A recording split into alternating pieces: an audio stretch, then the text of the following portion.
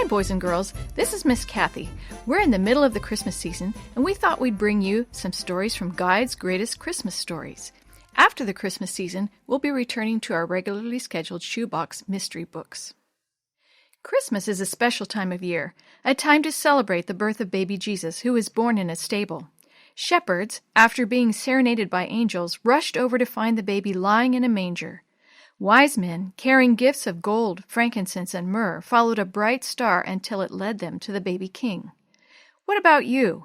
Will this Christmas bring you closer to Jesus? I hope so, and I hope that the Jesus of Christmas will live in your heart throughout the year. Helen Lee Robinson, Editor. Tumbleweed Territory by Peggy Hodges. It has to be cheap, Jim Barton declared. Our finances are practically zero.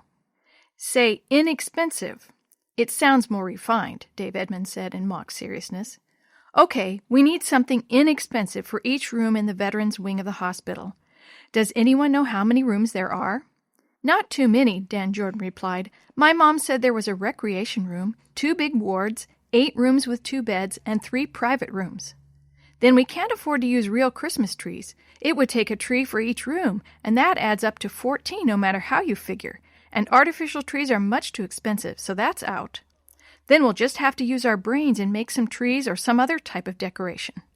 We don't have long to do it either. We should get the place decorated at least a week before Christmas so they can enjoy it a while. And so it will look nice when they have their Christmas visitors.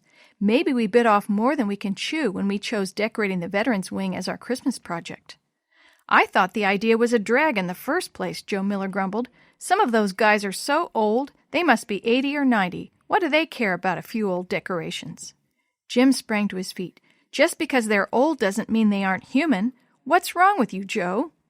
Joe might be right, another member put in. I know someone who works in the kitchen over there. He says some of those old fellows just lie around and complain about everything.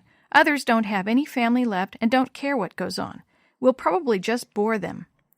But put yourself in their situation, Dave objected. I bet you'd be glad to have some company. Anyway, we voted to do this, and we're going to do it.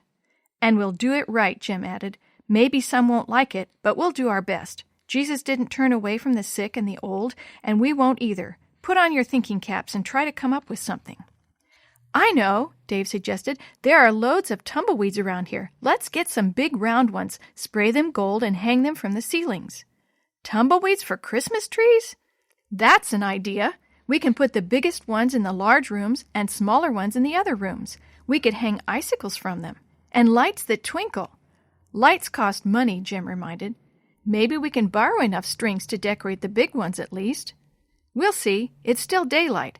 Dave, how about asking your dad if he'll take us out by the bridge? There's always a tangle of tumbleweeds there. The wind blows them up against the pilings in big heaps. Mr. Edmonds was glad to take the boys out in his station wagon. After the boys excitedly told him about their plan, he said, That's a fine idea, boys. This is real tumbleweed country, and I've seen some clever decorations made with them. You'll want to get the smaller ones. As the car stopped at the side of the bridge, Jim exclaimed, Just look at those tumbleweeds. They look like big balloons. Some of them must be at least 4 or 5 feet around. Now be careful, boys, Mr. Edmonds cautioned. They're covered with stickers and are mighty prickly. Under the back seat are some gloves you can use. Take it easy and place the tumbleweeds in the car trunk. The next week was spent preparing the giant tumbleweeds. First, the boys sprayed them. Here's some gold rope that my dad donated to the cause, one of them said. He suggested we tie them to a chandelier or hang them from the ceiling with this. Hey, that's neat, Dan enthused. And look at all the lights we have. Everyone's really helped us with the project. Now to get them to the hospital without ruining them. Dad will take them out, Dave said, but he said it was up to us to hang them and do all the rest of the work. The boys got the veterans' wing of the big hospital all decorated by December 18, and now they were on their way to make a special visit. I wonder what's going on. The invitation just asked us to come and visit the veterans today. Mom guessed that they probably want to thank us for the decorations. When the boys filed into the recreation room, they were surprised to see a long table with presents set up in the corner. The men who were not bedfast were dressed in uniform, and even the ones in bed wore overseas caps. "Merry Christmas, boys!" they shouted. "You boys made such clever decorations that we decided to have a little party so as to get to know you all," said a lanky veteran as he wheeled his chair over to the table. "Sit down anywhere," drawled another. "There are some folding chairs over against the wall." The boys set up the chairs while one of the men started cutting a big sheet cake and putting the slices on paper plates. "Do you know the real names of those tumbleweeds?" asked a gray-haired man propped up in bed. They shook their heads, so he went on. "Well, I've been doing some reading. The technical name is Salsola kali, but it's commonly known as Russian thistle. It isn't native to this state, not even to this country, as a matter of fact. It came to the United States in some flaxseed that we imported from Russia. That was in 1873, and the seed was first used in South Dakota." "We've done some research on tumbleweeds since you hung these up here," laughed another. "The tumbleweeds grew in among the flax, and when they dried up, the wind sent 'em rolling across the Great Plains." "When the plants are green, they have wire-like branches with spiny leaves," added the first man. "When they dry up, the wind plucks them loose from the ground, and away they go, racing along the prairies, tumbling over and over. They roll along like giant salt and pepper shakers, scattering their seeds along the way. One single tumbleweed scatters as many as 20,000 little brown seeds in its travels."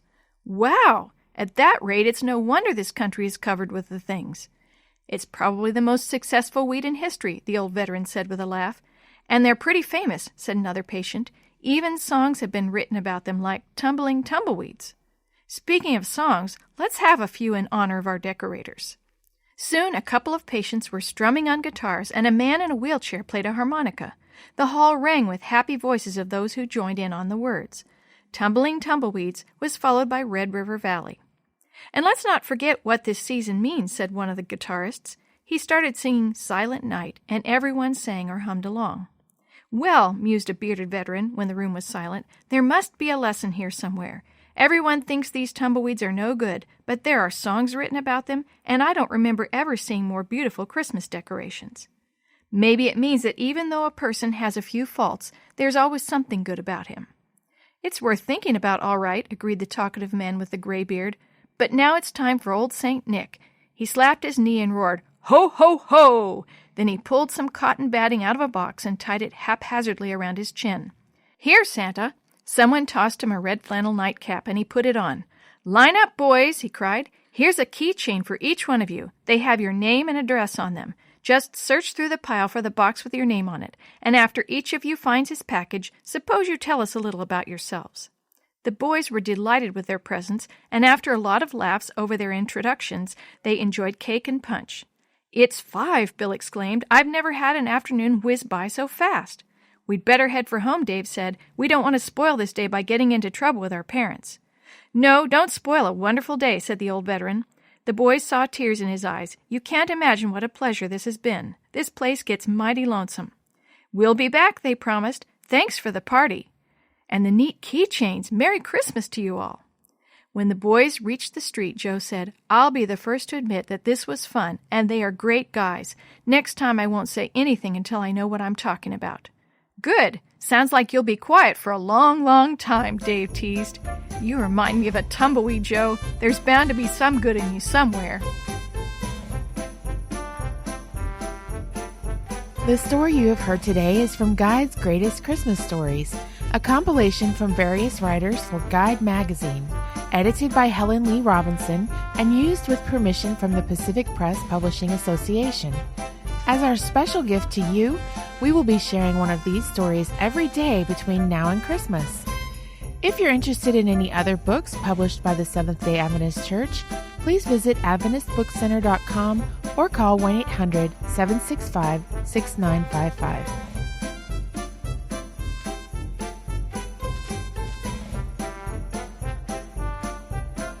This podcast is a production of the Carolina Conference of the Seventh-day Adventist Church.